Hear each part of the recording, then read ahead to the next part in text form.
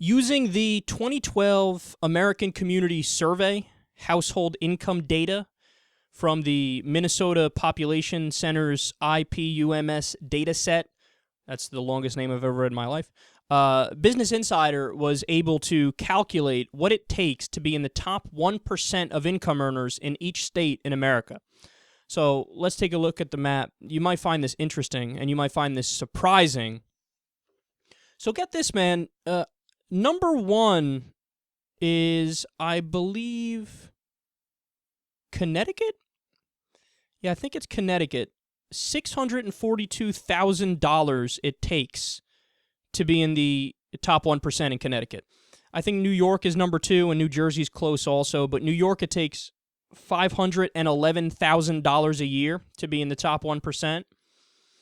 And then on the other end of the spectrum, I think Montana is the lowest. It takes $280,000 a year to be in the top 1%.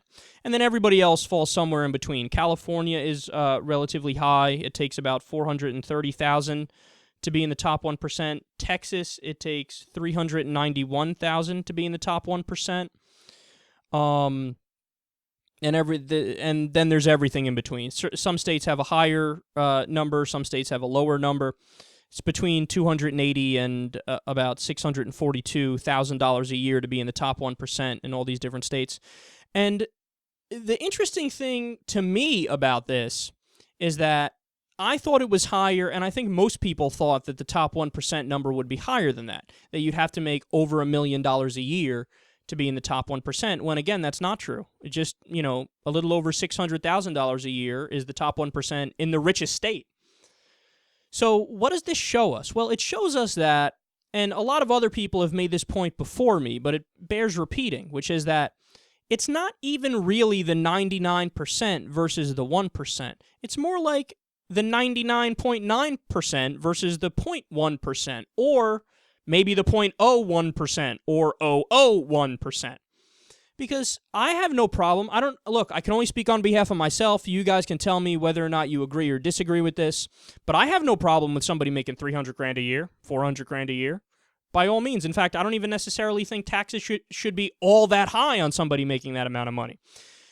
We only have a problem when you can't form a logical argument for you to make the amount of money that you make. So if we're talking about somebody making $500 million a year and paying next to nothing in taxes, and meanwhile they fucking make widgets, yeah, that's a problem. If we're talking about a professional athlete that makes, $15 million a year, they pay next to nothing in taxes, yeah, okay, there's a problem there, and we need to make the tax code more fair. I think the main issue is people are angry that the tax code is rigged against your average person or even your upper middle class person, and it's rigged in favor of the very rich.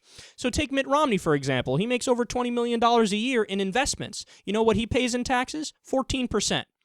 Okay, meanwhile, a guy who's a construction worker that makes $90,000 a year, he pays more than that. He could pay 20%, 25%, 30%.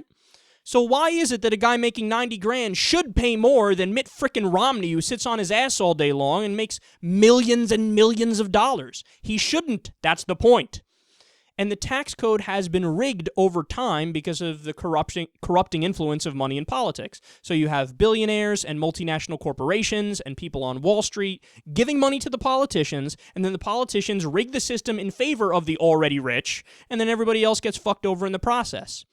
So what this tells me is a tax system that's more fair, it would honestly be a very progressive bracket. So what do I mean? Like, if you make $20,000 a year, honestly, you should probably pay no taxes. Like, you should pay very little in taxes, 1% at most, because you already can't feed your family, you already can't pay the rent. Why would the government take money from you? The government should be helping you because you need the fucking help. You're doing your part for society, but they're not doing their part for you. And once you go up like $50,000 a year, okay, yeah, you still probably shouldn't pay that much in taxes. $80,000 a year, yeah, that's a decent living, but I still don't want you paying that much in taxes. $150,000 a year. Okay, now you can pay a little something, but not crazy. $250,000 a year. Okay, now you can pay a decent amount, and you're going to be okay. But then once you get into like the $1 million range, $5 million range, there should be different brackets for $1 million, $5 million, $20 million. Like, all these numbers should have different brackets because you can afford to pay much, much more and still be insanely rich. Like fucking Sean Hannity, who's probably got a net worth of over $40 million, was bitching one time to Michael Moore, like, government takes half my money, bro. Government takes half my money, bro. So, woe is you. You were going to make $5 million in 1 year for running your loud mouth, and now you're going to make $2.5 million. Oh, my heart bleeds for you, Sean Hannity. Like, the percentage of how much the government takes is misleading in many circumstances. If you're saying take 50% and the person makes 50 grand a year, yeah, that's stupid and that's wrong and that's dumb. But if you're saying take 50% and the person makes $1 billion a year, that's totally fine and that's totally normal. And if that person complains, they're a fucking idiot. Okay, so what this story tells me is that the bracket needs to be super progressive. Okay, give me low taxes on the poor, give me low taxes on the middle class, even give me low to moderate taxes on upper middle class people. The only time I want the income level to start, the tax level, the tax bracket to sharply increase is once we get to that $250,000 number and up. And we should have extra brackets for $1 million, $5 million, $20 million, because those people can really afford to pay it. And let's be honest, those people usually at this point in their lives, talk to Bill Gates, talk to Warren Buffett, they're really not doing shit anyway. Okay, they started this massively successful venture, all credit to them. They should be rich as a result of it, but should they be rich enough to have $20 billion in the bank, meanwhile kids don't have any fucking health care and can't afford to eat? No, that's stupid.